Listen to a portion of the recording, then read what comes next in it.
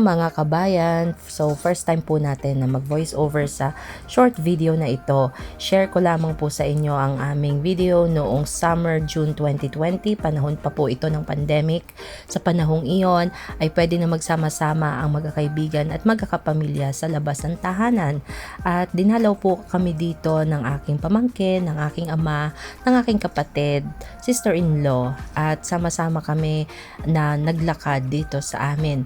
So, isa sa hobby na aming ginagawa dito ay ang mag-walking at kami ay nakatira malapit sa ilog at ito namang pamangkin kong ito ay ang isa sa hobbying ginagawa niya ay magpakain ng duck at ng mga swan.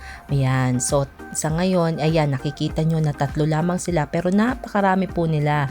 So, pinapakain po namin sila dati ng tinapay pero we were told na dapat daw ay hindi tinapay, kung hindi yung gulay na lang ang pinapakain sa kanila. So kaya naman, yun ang pinakain namin sa kanila. Meron din kaming ibang mga pasyalan dito at itong kapatid ko at ang pamangkin ko ay nagdala nga ng kanilang drone at ito ang kanilang isa din sa kanilang gustong gawin, ang mag-drone video. Yan. So tinetesting namin yan dyan.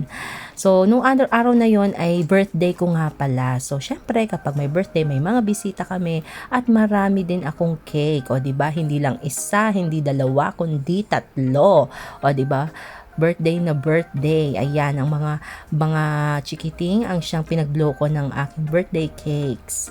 At syempre, sa bawat birthday natin, kahit anumang celebration yan, dapat nating i-celebrate at ayan ay pasasalamat natin sa Panginoon na binigyan muli tayo ng another year to celebrate our birthday. So, thank you Lord.